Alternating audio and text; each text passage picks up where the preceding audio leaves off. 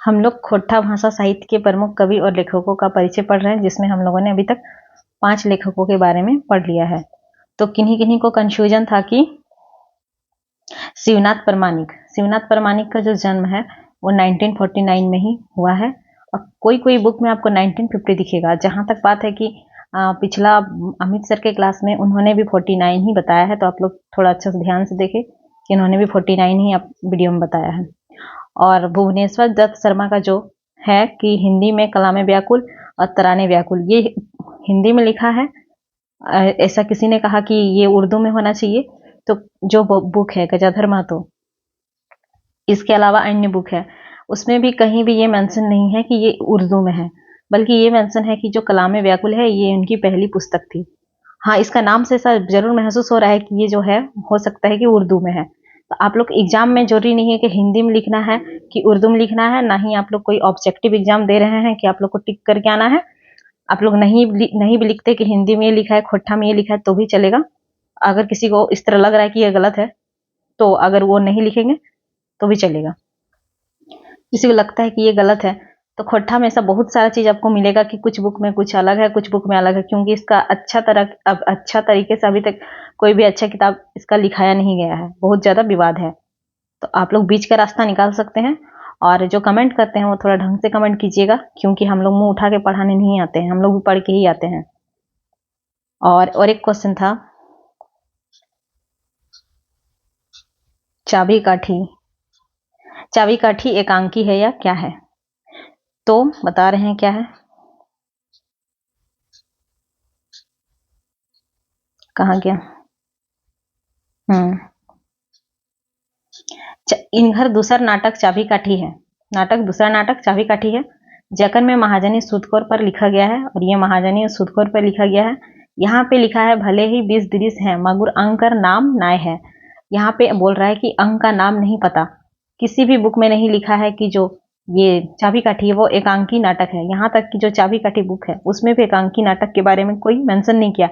हाँ, लेकिन इसका जो फॉर्मेट है, जिस तरह ये लिखा गया है, वो एकांकी ही नाटक है। तो यहाँ पे इतना विवाद करने का कोई जरूरत ही नहीं है आपको कि एकांकी है कि 10 अंकी है, कोई मतलब नहीं है। आप लोग चुपचाप मार्क्सिस को रटिए और याद कर लीजिए, क्योंकि आप लोग ऑब्जेक्टिव एग्जाम नहीं लिख रहे हैं कि आपको पूछेगा कि एकांकी है कि 10 अंकी है। बस इतना ही था। अब आगे देखते हैं। नेक्स्ट जो हमारा है वो विश्वनाथ नागर है। 5 राइटर के बारे में कर लिए थे, अब आगे देखते हैं। खोट्ठा शिष्ट साहित्य छायावादी प्रवृत्तिक कवि रूपे जानल जाए। नाम जय का कवि विश्वनाथ नागर कर जन्म 7 जनवरी 1939 ईस्वी, धनबाद जिला मुदा गांव एगो किसान परिवार हेल है। तो अगर आपको इसका लाइन डिफिकल्ट लग रहा है, तो बाकी जिसका भी लाइन इजी लग रहा है उसको आप लोग लिख सकते हैं।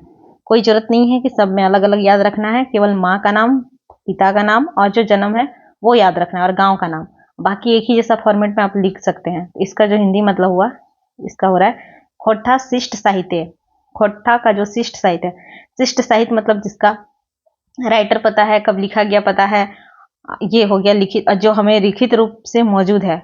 और जो लोक साहित्य होता है वो उसका लिखित रूप हमें नहीं मिलता है, वो मौखिक रूप से पीढ़ी दर पीढ़ी चलते रहता है, और उसका जो रचना काल और रचनाकार दोनों ही हमें पता नहीं चलता है। तो यही दोनों अंतर है लोक साहित्य और शिष्ट साहित्य में।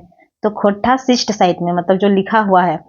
शिष्ट साहित्य मतलब यहाँ हो गया में। अगर किसी को खोट्ठा नहीं समझ में आ रहा अच्छा से, तो देखिए इसको किस प्रकार से लिखते हैं। खोट्ठा शिष्ट साहित्य है, तो यहाँ पे हो गया खोट्ठा शिष्ट साहित्य में छायावादी प्रवृत्तिक, यहाँ पे परवृत्तिक, इस तरह भी लिख सकते हैं। प्रवृत्तिक कवि रूपे मतलब रूप में जानल है, मतलब ये जाना हो गया। जाय माने जाता है, जानल जाए। नाम जय का, यहाँ जो नाम जय का है इसका मतलब हो गया कि नामी या प्रसिद्ध कवि विश्वनाथ नागर कर जन्म 7 जनवरी 1939 ईस्वी में।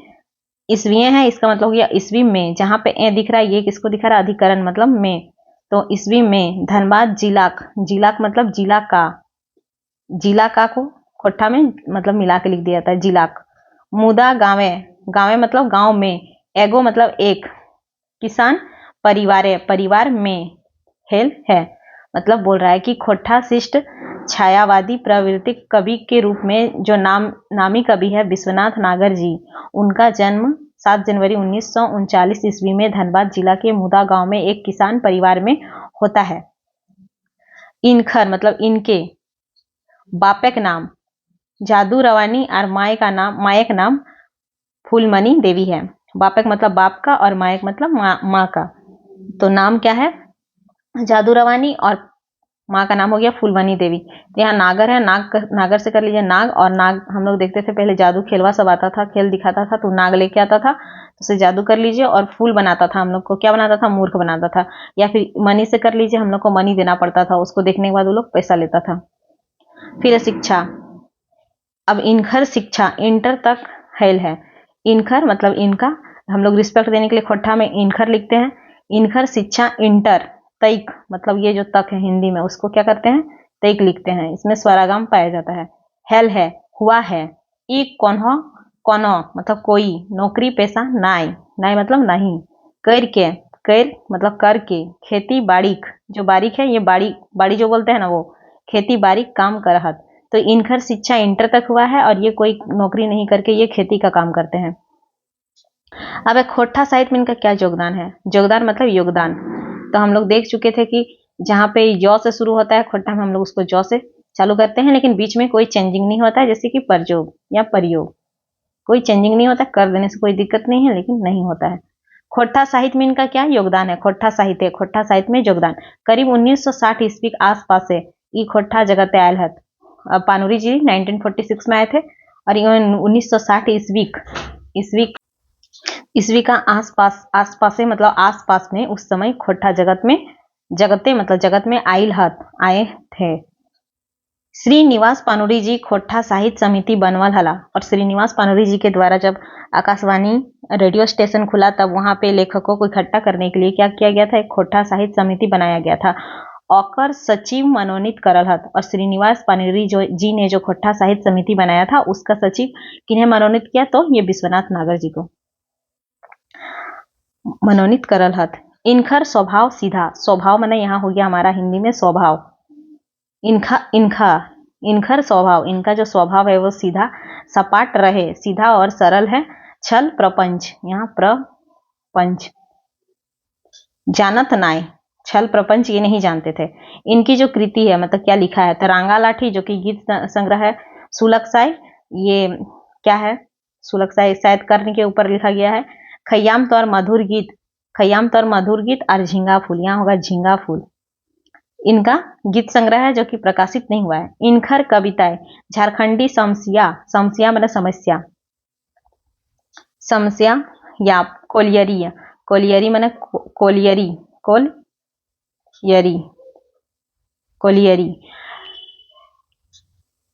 यही हुआ, मतलब कोलियरी में जो समस्या है।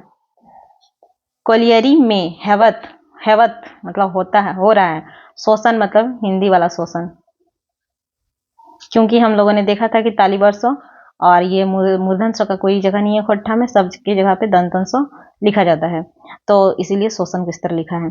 और ये नौ का भी जगह नहीं है। तो शोषण वृत्ति की रचना नाय लिख के, यहाँ लिखा नाय लिख के, तो आप यहाँ डायरेक्ट लिख सकते हैं कि उपलायनवादी कवि रहला या बनला।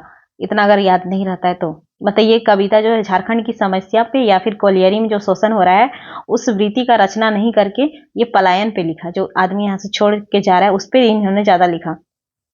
फिर है इनका रांगा लाठी के बारे में थोड़ा डिटेल्स में लिखा गया है, क्योंकि अगर आपसे पूछता है साहित्य में योगदान लिखे तो आपको थोड़ा थोड़ा इन लोग का जो पुस्तक है उन लोग के बारे में भी डिटेल्स लिखना पड़ेगा, तब ना थोड़ा वर्ड होगा, नहीं तो फिर क्या लिखेगा अगर साहित्य में योगदान पूछता है तो। और नहीं तो अगर इतना में, हालांकि ये छोटा है लेकिन अगर किसी में अगर उसके बारे में ज्यादा लिखा हुआ है तो आप लोगों का पेज उससे भी भर जाएगा, और उसे भी आप लोगों को एक लाइन में कम से कम 4 से 5 ही वर्ड लिखना है, दोनों साइड मार्जिन छोड़ना है। तो रांगा लाठी उनकर पहिल कविता संग्रह है। रांगा लाठी उनका पहला कविता संग्रह है, जकर में वो आपन किताबक गोच के समटल है। और इसमें कविता संग्रह में उन्होंने अपना किताब का जितना भी है उसको सब उसी में लिखा हुआ है। सुलगसाई कर्ण पर आधारित खंड काव्य लागे, और सुलगसाई क्या है? एक खंड काव्य है रांगालाठी हो गया कविता संग्रह, सुलगसाई हो गया खंड काव्य, और खंड काव्य सुलगसाई जो है वो कर्ण पर आधारित है। जकर में 11 वो सर्ग, सर्ग मतलब चैप्टर, पर्व या सर्ग है। सुलगसाई नवा शब्द है। सुलगसाई जो है ये एक नया शब्द है। नवा मतलब, ये नवा मतलब नया हो गया। ये वर्ड सब ध्यान में रखिएगा कि नया अगर हमको लिखना है तो नवा लिखेंगे। शब्द है जकर माने, जिसका मतलब ऊ मतलब जो ये विश्वनाथ नागर जी है, उन्होंने कहा कि इसका मतलब अग्निपुत्र है। सुलगसाई मतलब अग्निपुत्र। बतवल हत कहा है, बताया है। खयाम तो और मधुर गीत, मधुर गीत में क्या है कि उमर खयाम की रुबाइयां कर खोट्ठाई अनुवाद करल हत। खयाम तो और मधु गीत इन्होंने लिखा है, ये क्या है, उमर खयाम की, उमर खयाम है उनकी रुबाइयां, उमर खयाम की रुबाइयां करके कुछ है, उनका खोट्ठा अनुवाद इन्होंने किया है। झिंगा फूल नागर जी का गीत संग्रह लागे जे अखन तक नाय छपल, छपल नखे, मतलब वो झिंगा फूल क्या है, गीत संग्रह है और अभी तक नहीं छपा है। तो ये हमारा हो गया विश्वनाथ नागर जी। अब देखते हैं श्याम सुंदर महतो। श्याम, श्याम सुंदर महतो नाम है, इनका उपनाम श्याम है। तो खोट्ठा साहित्यक मोट खूटा आर्जनवादी भाव प्रयोग करवैया कवि श्याम सुंदर महतो और श्याम कर जन्म 3 सितंबर 1939 ईस्वी धनबाद जिला तोपचाची प्रखंडक खेसमी गांव एगो किसान परिवारे हेल है। हिंदी इसका ये हो गया कि खोट्ठा साहित्य का मोट खूटा, मोटा खूटा, आर तो और हो गया जनवादी भाव, जनवादी भाव का प्रयोग करने वाले कवि श्याम सुंदर महतो श्याम जी का जन्म कब हुआ, तो 3 सितंबर 1939 ईस्वी में धनबाद जिला का तोपचाची प्रखंड के खेसमी गांव में एक किसान परिवार में हुआ है। हेल है सब जगह आप लोग को लाइन कुछ जिसको आप लोग को सीधा फॉर्मेट लग रहा है उसको रट लीजिए। इनखर बापेक नाम केदार महतो है, केदारनाथ महतो। श्याम सुंदर का जो पिताजी का नाम है केदार महतो है, और आर मायक नाम गंगामणि देवी है, और माँ का नाम क्या है, तो गंगामणि देवी है। इनकी शिक्षा तो शुरू मतलब शुरुआत, शुरू का पढ़ाई, पढ़ाई गाँव से है। शुरू का पढ़ाई जो है गाँव से हुआ। Matric Azad high school Gomo, आर मैट्रिक जो इन्होंने किया वो आजाद हाई स्कूल गोमोस किया, और बीए जो बीए किया इन्होंने संत कोलंबस कॉलेज हजारीबाग से करल हत किया है। नौकरी तो बोकारो इस्पात नगर बीएसएल में अकाउंटेंट पद काम करके 1999 में रिटायर हेल हत, और बोकारो इस्पात नगर में ये अकाउंटेंट के पद पे काम करके 1999 में रिटायर हो जाते हैं। खोट्ठा साहित्य में इनका योगदान देखते हैं। तो श्याम जी खोट्ठा साहित्यक धरती 1980 कर बादे आयल हत। पानुरी 1946, विश्वनाथ नागर जी 60, और ये जो है श्याम सुंदर श्याम उन्होंने वो 80। 1980 के बाद कहाँ आते हैं, खोट्ठा साहित्य के धरती में। इनकी रचना क्या है, मुक्तिक डहर जो कि खंड काव्य है। अगर ये नहीं लिखते हैं कि खंड काव्य है, नहीं याद रहता तो भी दिक्कत नहीं है, और याद कर लेते तो बहुत अच्छी बात है। मुक्तिक डहर खंड काव्य, चड़ाक मुंडे बेल तो यार हम खोट्ठा लोकगीत 26 गो गीतक संग्रह। क्या क्या लिखा है, मुक्तिक डहर जो कि किस पे था, शहीद शक्तिनाथ के ऊपर लिखा हुआ है। चड़ाक मुड़े बेल तो यार हम खोट्ठा लोकगीत, जिसमें 26 गो गीत संग्रह है। नहीं याद रहेगा 26 को तो कोई दिक्कत नहीं। अब थोड़ा सा बुक के बारे में बता रहा है। मुक्तिक डहर, मुक्तिक डहर किसके ऊपर लिखा गया, तो शहीद शक्तिनाथ महतो जी के ऊपर लिखा गया। और ये कौन थे, तो एगो क्रांतिकारी युवक सिजवा निवासी का जीवन चरित्र पर आधारित है। और जो शहीद शक्तिनाथ जी है ये एक क्रांतिकारी युवक हैं, और ये युवक थे, कहाँ के निवासी थे, तो सिजवा के, और इन्हीं के जीवन पर लिखा गया है। तो यार हम एगो फिंगाठी रचना है, मतलब व्यंग किया गया है। तो क्या है थोड़ा सा देखते हैं। बेटी बनवा पूरा लेकी, व्यंग कर रहा है, बोल रहा है कि बेटी जैसे कि हम लोग का में क्या है कि लड़की लोग को उतना तेज तरह नहीं बनाया जाता है, वही बोल रहा है कि इस तरह बना के रखो, लेकिन व्यंग कर रहा है। बेटी बनवा पूरा लेकी ढाई ढाई कुटतो ढेंकी घरे राखा बनाए बोकी, घर में रखो बना के बोकी, तबे कर तो चूल्हा चौकी, तभी चूल्हा चौकी करेगी। बेटी चूल्हा फूका पढ़े ले खोजले मारा मुका, और बेटी से चूल्हा फूकवा, अगर पढ़ने खोज रही तो मुक्का मारो। मतलब ये नहीं बोल रहा है कि ये सब करो, आप किसी पे ऊपर व्यंग कर रहा है कि ये सब नहीं करना है, बता दे रहा है कि इस तरह होता है। तो ये एक व्यंग था तो और हम। अब श्याम जी झारखंडी के शोषण मुक्ति खातिर आह्वान करल हत। श्याम जी झारखंड में जो शोषण हो रहा है उसके मुक्ति के लिए आह्वान करे हैं। इनकर पर विनोद बिहारी महतो का पूरा छाप पड़ल है और इनके ऊपर विनोद बिहारी महतो जी का भी पूरा छाप पड़ा है। शोषण मुक्ति डहरे हुलमाइल करे रकम कविता लिखल है। और ये शोषण मुक्ति से मतलब हुलमाइल मतलब क्या कहते हैं, जोश भरने के लिए बहुत सारा उस तरह का कविता लिखे हैं। ये विनोद बिहारी महतो का जीवनी लिखल है और इन्होंने विनोद महतो जी का जीवनी भी लिखा है। जे 10 क्लासिक किताबें शामिल है। जे 10 क्लासिक किताबें शामिल है।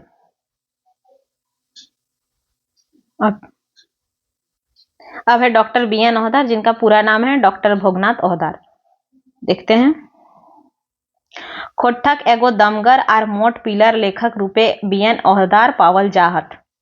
खोट्ठा का एक दमगर मतलब दमदार, आर मतलब और, मोट मोट मतलब मोटा, पिलर पिलर मतलब जो घर का पिलर होता है जिससे घर टिका हुआ रहता है वही पिलर, लेखक रूपे मोटा पिलर लेखक रूपे कौन है तो BN ओहदार जी है। इनकर पूरा नाम भोगनाथ ओहदार है। इनकर जन्म 2 सितंबर 1952 ईस्वी में रामगढ़ पास चेटर गांव है एगो मोट चास घर हेल है। और इनका जो जन्म है 1952 ईस्वी में रामगढ़ पास में रामगढ़ में चेटर गांव है, चेटर नाम का गांव है इनका। और वहीं पे एक मोट मतलब मोट चासा मतलब चलता पुरता मोटा चासा घर में इनका, घर मतलब घर, घारे मतलब हो गया घर में जन्म हुआ है। इनकर बापा का नाम माधव ओहदार और माया का नाम रूपा देवी है। इनका पिता का नाम माधव ओहदार है और माँ का नाम रूपा देवी है। 1969 में हायर सेकेंडरी कहाँ से करते हैं तो GMHS स्कूल रामगढ़ कैंट से ये हायर सेकेंडरी स्कूल करते हैं अपना। RN कॉलेज मुजफ्फरपुर से BSc पास करते हैं और BSc पास करने बाद होम्योपैथिक डॉक्टरी पढ़ाए DHMS, जिसका फुल फॉर्म हो गया doctor of homeopathic medicine and surgery का डिग्री बिहार विश्वविद्यालय से पाई के एगो बेस्ट डॉक्टर रूपे रोगी का इलाज करी रहल हत। तो इन्होंने अपना जो हायर सेकेंडरी है वो अपने रामगढ़ से ही किया। RN कॉलेज मुजफ्फरपुर से इन्होंने BSc पास किया और बिहार से ही इन्होंने डॉक्टर की भी डिग्री ली, होम्योपैथिक डॉक्टर वाला। और बाद में रोगी का इलाज भी किए। रांची विश्वविद्यालय में जनजातीय एवं क्षेत्रीय भाषा विभाग खोलल गया। जब रांची विश्वविद्यालय में जनजातीय एवं क्षेत्रीय भाषा विभाग खुला गया, ये तो हर राइटर का में आ रहा है तो इसको याद रखना है कि जब ये खुला गया तो खोट्ठा विषय पहल बैच में, अब जब खुला गया था तो पहला बैच में ही इन्होंने अपना नाम लिखाया और परीक्षा में पूरा विभागीय प्रथम श्रेणी में दूसरा स्थान कर संगे MA पास करला। मतलब बोल रहा है कि इन्होंने जो बैच जब खुला वहां पे जनजातीय एवं क्षेत्रीय भाषा विभाग, तो इन्होंने पहला बैच में एडमिशन कराया और परीक्षा में पूरा विभाग में प्रथम श्रेणी से, पहला श्रेणी से ये दूसरे स्थान पर रह के MA पास किए। हिंदियों में रुचि रहल चलते हिंदी विषयों में MA करल हत और हिंदी में भी इनका रुचि था, जिसके कारण ये हिंदी खोट्ठा में भी इन्होंने MA किया और हिंदी में भी MA किया है।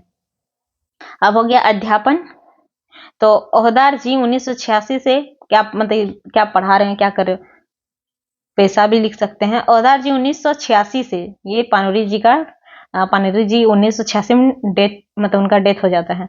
ओहदार जी 1986 से रांची विश्वविद्यालय रांची कर जनजातीय एवं क्षेत्रीय भाषा विभाग में खोट्ठा विषय पढ़ावे लागला, जहां से सितंबर 2017 में सेवानिवृत्त हैल हत। और ये 1986 से ही रांची में जो जनजातीय एवं क्षेत्रीय भाषा विभाग है वहां पे खोट्ठा विषय को पढ़ाने लगे और 2017 में ये वहां से रिटायर होते हैं। यहाँ पे जो सेवा निवृत्त है उसको आप रिटायर भी लिख सकते हैं। 2016 में विनोबा भावे विश्वविद्यालय हजारीबाग में एवं क्षेत्रीय भाषा विभाग, हजारीबाग में जनजातीय एवं क्षेत्रीय भाषा विभाग खुलल। तो और 2016 में क्या होता है कि विनोबा भावे विश्वविद्यालय में जनजातीय एवं क्षेत्रीय भाषा खुलता है, तो ये रिटायर होने के बाद गेस्ट टीचर के रूप में वहां सेवा देते हैं अपना। हुआ मतलब वहां गेस्ट टीचर रूप में सेवा दे रहल हत, अभी भी दे रहे हैं। अब है कृति। इनकी कृति क्या है तो खोट्ठा निबंध इनकर पहिल वैचारिक निबंध संग्रह है। खोट्ठा निबंध जो है इनका पहला निबंध संग्रह है। खोट्ठा भाषा एवं साहित्य उद्भव एवं विकास दूसर शोध परक किताब है। पहला किताब इनकर हो गया खोट्ठा निबंध, दूसरा हो गया खोट्ठा भाषा एवं साहित्य। दुष्यंत कुमार आर बहादुर शाह जफर के गजल के खोट्ठा अनुवाद करी के अनुदितांजलि नाम से किताब छपल है। और दुष्यंत कुमार का गजल और बहादुर शाह जफर के गजल को इन्होंने खोट्ठा में अनुवाद करके क्या क्या बुक नया बनाया, तो अनुदितांजलि किताब छपल है इसी नाम से। खोट्ठा भाषा की क्रिया रूपावली पर शोध ग्रंथ लिखल है, और खोट्ठा भाषा की जो क्रिया रूपावली है इस पे भी इन्होंने शोध ग्रंथ लिखा है। इनकर रचना, कहानी, लेख, शब्द चित्र, कविता आकाशवाणी रांची से प्रसारित हैवत रहे। इनका जो लेख है, कहानी है, शब्द चित्र है, कविता है, ये सब कहाँ से प्रकाशित होता है, तो आकाशवाणी रांची से प्रसारित होता है। ये खासकर निबंध लेखक रूपे जानल हत, और ये ज्यादा निबंध लेखक के रूप में जाने जाते हैं। खोट्ठा विभागे रहल कर चलते खोट्ठा से संबंधित किताब बनावे की जिम्मेवारी इनकर ऊपरे आवे है, और खोट्ठा विभाग से ये विभाग में रहे हैं, जिसके चलते इन पर खोट्ठा से संबंधित किताब भी बनाने की जिम्मेदारी इनके ऊपर रहती है आता है। ई नियर खोट्ठा भाषा साहित्य विकास कर हर उता सुता में लागल हत। ई नियर खोट्ठा भाषा साहित्य विकास कर उता सुता मतलब शुरू करने में लगे हैं। इनकर भाषा शैली, यहाँ पे शैली जो लिखा और भाषा जो लिखा है इन पे ध्यान दीजिएगा आप लोग। इस तरह अगर लिखा जाता है गलती से तो कोई दिक्कत नहीं है ये वाला, और शैली भी लिखा जाता है एग्जाम में, हालांकि लिखा ही जाता है तो भी दिक्कत नहीं है, लेकिन अगर जानबूझ के इस तरह लिख रहे हैं तो इस तरह नहीं लिखना है, इस तरह लिखिएगा। शैली एकदम सरल है, और इनका जो भाषा शैली है एकदम सरल है। इसके उल्टा एके झा का भाषा शैली एकदम कलिष्ठ है, जकरा पढ़ी के हर कोई सहजे बूझी चाहत।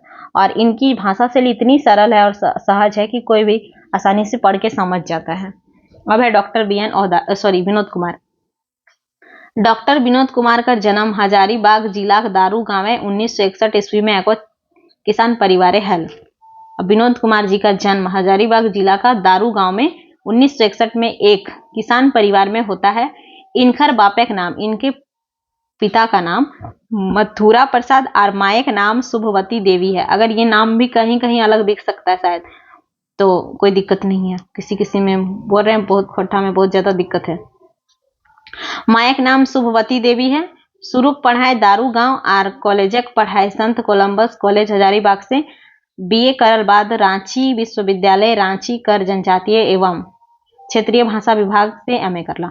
इन्होंने जो शुरू का पढ़ाई अपना गांव से किया, और कॉलेज का जो पढ़ाई है वो संत कोलंबस कॉलेज हजारीबाग से पूरा किया, मतलब वहां से बीए किए। उसके बाद रांची विश्वविद्यालय में जो जनजातीय एवं क्षेत्रीय भाषा विभाग है, मतलब खोट्ठा से, वहां से उन्होंने एमए किया। और बादे से रांची कॉलेज रांची में खोट्ठा के प्रोफेसर रूपे काम करी रहल हत, और उसके बाद से ही ये रांची कॉलेज रांची में खोट्ठा के प्रोफेसर के रूप में काम कर रहल हत।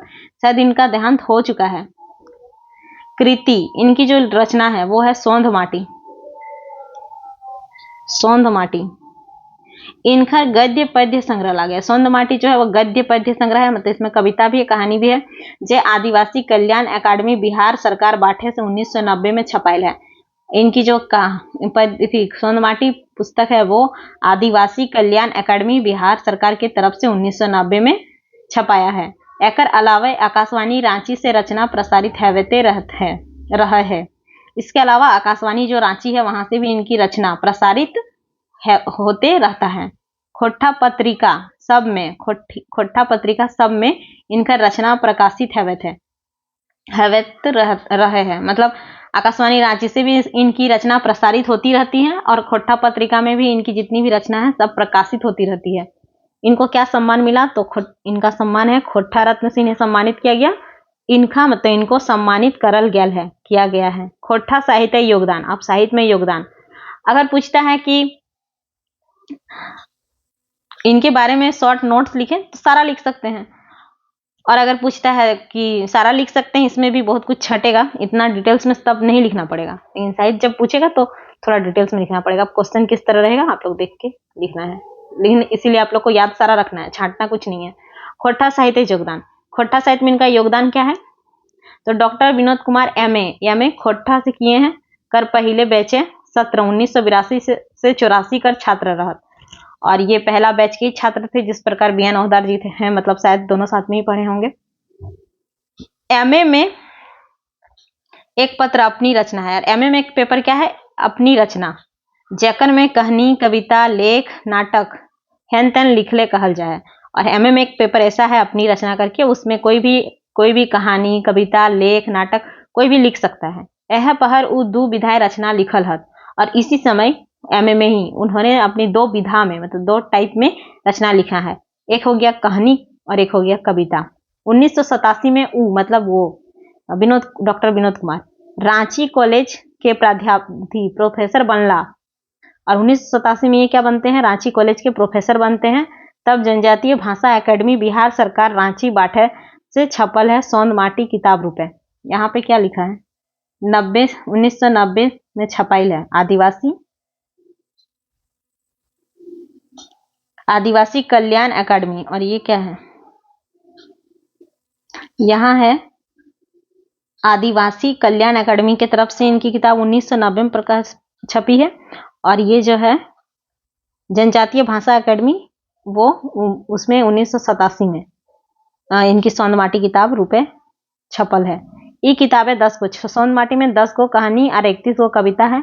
कहानी विधाएं आरो 2 गो कहानी विधा में और 2 गो कहानी क्या हो गया, एक को 9 क्लास एक किताब, एगो 9 क्लास मतलब यहाँ पे 9 क्लास के बारे में बात कर रहे हैं। 9 क्लास के किताब दू डायरे परास फूल में एक है उसकी कहानी और एगो कहानी हियाव, एक कहानी हिवाव लोहाटी पत्रिका में छपल है। एक कहानी हो गया हिवाव जो कि लोहाटी पत्रिका में छपल है, जे प्रतिनिधि कहानियां किताब में है। और ये जो लोहाटी पत्रिका में छपा है ये प्रतिनिधि कहानियां किताब में है।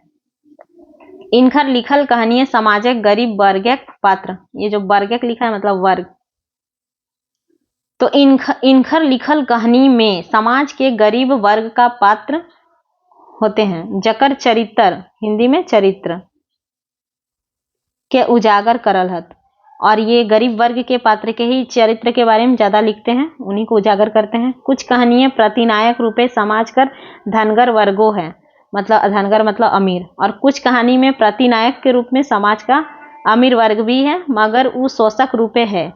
और ये जो अमीर वर्ग है वो शोषक रूपे है, क्यों ओकर विरोधे उलगुला अनेक भाव नखे। तो बोल रहे कि कुछ कहानी में प्रतिनायक मतलब नायक के उल्टा रूपे समाज का धनगर वर्ग है, समाज शोषक के रूप में है और ओकर विरोधे उलगुलाने भावना के मतलब इनका जो कहानी लिखने का तरीका है उसमें इन्होंने समाज के गरीब वर्ग को ज्यादा उजागर किया है, उनके पात्र को। और कुछ कहानी में ये जो समाज के धनगर वर्ग है मतलब अमीर वर्ग है उनको शोषक के रूप में दिखाए हैं, क्यों ओकर विरोधे उलगुलाने भावन रखे। लेकिन इन्होंने ऐसा आदमी नहीं दिखाया कि जो शोषण कर रहा है उनके विरोध में कोई आवाज उठा रहा है, क्रांति कर रहा है, उस तरह का इन्होंने नहीं लिखा है।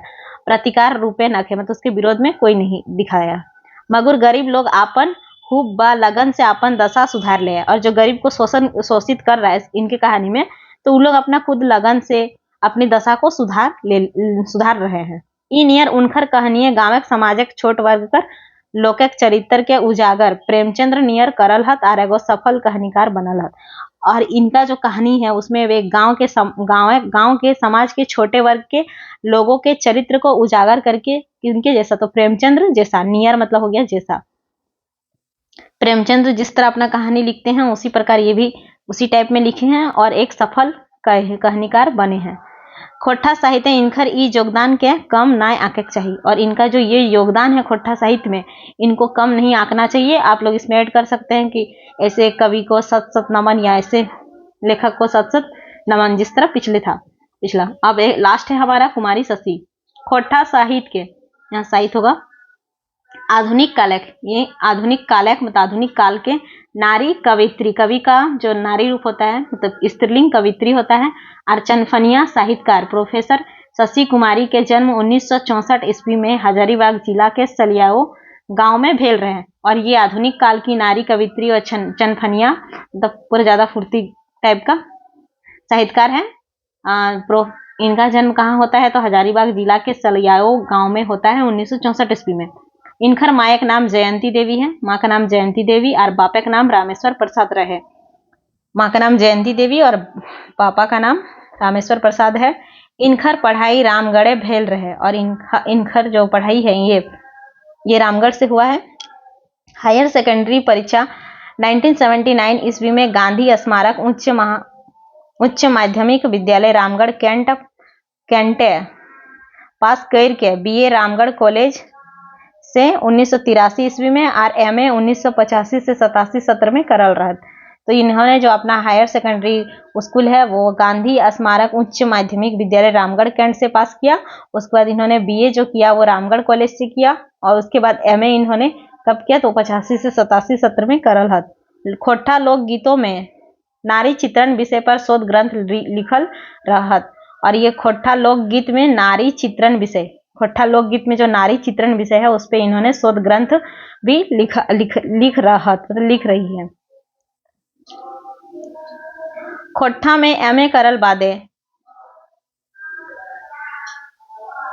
खोट्ठा से MA की है, करने के बाद रांची महिला कॉलेज में खोट्ठा के प्रोफेसर रूपे 1989 ईस्वी में से काम करल रहत।